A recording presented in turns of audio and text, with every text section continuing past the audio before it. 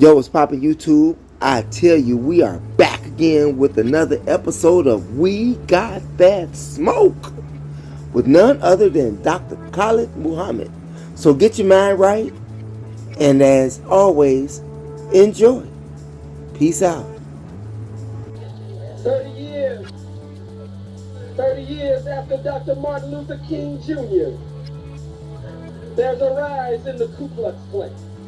30 years after Dr. Martin Luther King Jr. and the dream of the dreamer and his civil rights. 30 years after Minister Malcolm X, El-Hajj Malik El-Shabazz, Brother Omar Wale, and his dream of human rights. 30 years thereafter, the white man still considers us 3/5 of a human being. Million Man March, we had well over 1 million to 1.5 million, maybe even 2 million, convened by the Honorable Minister Louis Farrakhan. The first foolishness was talking about separating the messenger from the message, which came out by Message Jesse. He popularized this madness about separating the messenger from the message. Close to 1.5 million, 2 million.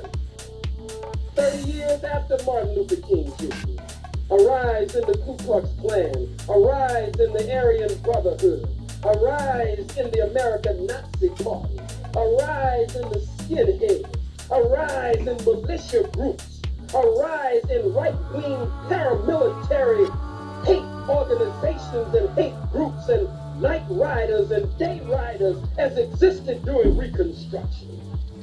30 years after Martin Luther King Jr., the Supreme Court has handed down a ruling in various states across the country. 30 years after Minister Malcolm X, Brother Omar Wale, El-Hajj Malik El-Shabazz, one believing in civil rights, one believing in human rights. 30 years after both of them, Malcolm said we must vote in a solid block, that we must vote in a black solid block. 30 years after Malcolm, the Supreme Court has handed down a decision ruling it unconstitutional for you to have what they call majority-minority voting blocks. And so gerrymandering and remaneuvering, and so now they're taking small black districts, brown districts, and dumping them over into bigger white districts to bust up your black voting block, which lets you know that you can register to vote all the hell you want to, but voting will never get your behind out of this condition. You running around registered to vote. Some of you don't have to clap for me. You say, well, he's stepping on some toes now. And I know they got that camera running, and I don't want the camera to catch me applauding because I'm really with these folks and I'm with those folks. Nigga, you should be with the truth. Stand up for the truth. Stop dilly-dallying. Stop pussyfooting. Stop beating around the bush. Tiptoeing through the tulips. Speak the truth regardless of circumstance and stand up on the truth from the cradle to the grave. That's your divine responsibility and duty to our people here, generations yet unborn, and to our ancestors who have gone on. That's your duty, and that's your responsibility. And so, the voting blocks being busted up today. Unconstitutional to have a so-called majority-minority voting district.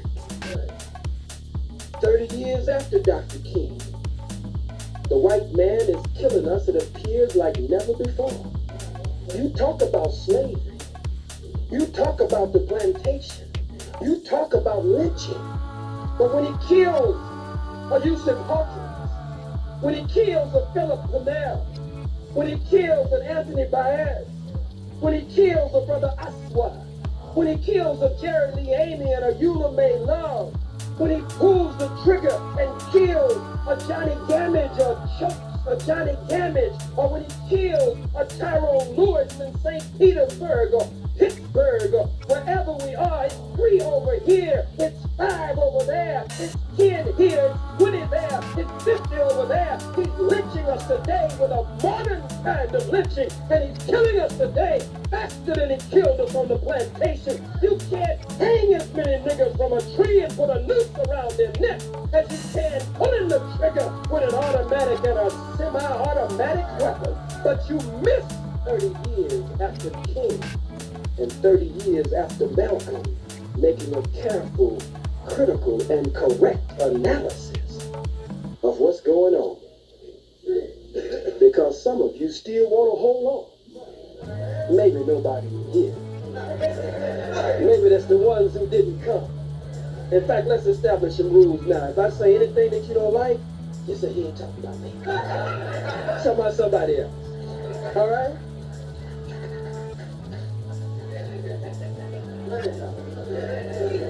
Some of us are crazier today than we were when Malcolm was here, than we were when Martin was here.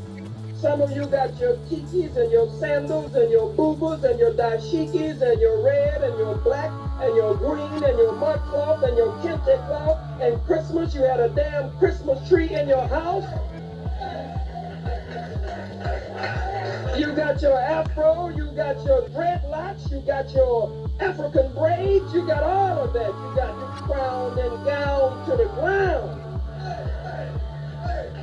But you got a dead tree in your house with some kente ribbon on it, with a Santa Claus with red, black, and green on. You got a red, black, and green stocking over the fireplace. You have taken this madness and dressed it up and tried to give it an African flavor. Some of you today, 30 years after Malcolm, 30 years after Martin, 30 years after the call for civil rights and human rights, some of you are still quoting the white man's corrupt constitution and his Declaration of Independence and his Bill of Wrongs, his Bill of Rights. We hold these truths to be self-evident that all men are created equal. They are endowed by their Creator by certain unalienable rights, that to these are life, liberty, and the pursuit of happiness. Let's look at that. Would you hold this for me? So this is my son, Star. Give him a strong black.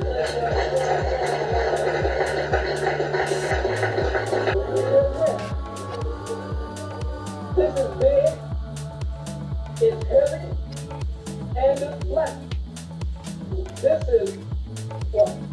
It's small, it's light, and it's bright. I'm here to tell you tonight from the most honorable Elijah Muhammad that all men, all women are not created equal, but we are created equally. Those teachers, the Honorable Minister Louis Farrakhan, from the teachings of the most honorable Elijah Muhammad. There is nothing equal in the universe. One of your eyes is higher than the other, or lower than the other. One is bigger than the other. One leg is shorter than the other, along with some of us walk like it. Some of us, once we know that one of our arms is longer than the other arm. There is nothing equal in the universe, but everything in nature has been created. Everything in nature has been created equally, but not equally. Let's look at it. Again, black, big, and heavy. Right? Small, light, and white. But when I drop it into a law, look carefully now. Look down, don't look up. This ain't no magic, this ain't no abracadabra. This is not no hocus pocus, no tremendous shazam. Watch. They both hit the floor at the same time. Let's look at it another way.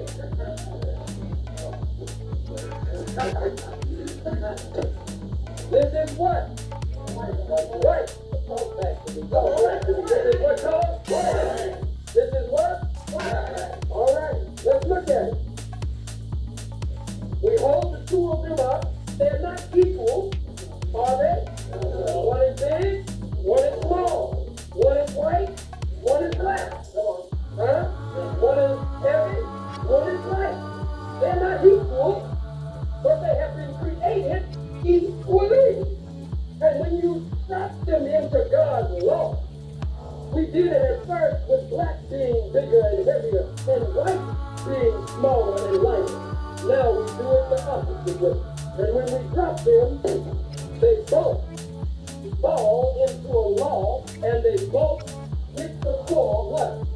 At the same time. Let's look at it even further. Freedom is a law of nature. Freedom is a law of nature, and justice is deeply rooted in the universal order of things. It is the divine intent of the Almighty, all-wise God and Creator that everything live equally under His creation. Let's look at it. The ant and the anteater, the chicken and the chicken hawk. It makes no difference what it is in nature. All have been created equally, but not equal. Everything must have food, you with me? Water, air, and the proper environmental and atmospheric conditions. The ant must have food. The ant must have water. The ant must have air. The ant must have the proper atmospheric and environmental conditions to continue to live. But on the other hand, the anteater must have food. It just turns out that the ant is the food of the anteater. The anteater must have food, must have water, must have air, must have the proper environmental and atmospheric conditions. Let's look at the chicken and the chicken hawk. Both of them must have food. Both must have air. Both must have water and the proper atmospheric and environmental conditions. It just so happens that the chicken is the food of the chicken hawk. Nature is set up with predators and prey. And we have been the prey of the white man for the past 4,000 to 6,000 years of his sojourn here on our planet. The brown man and woman, the red man and woman, the yellow man and woman, all have been the prey of the white man.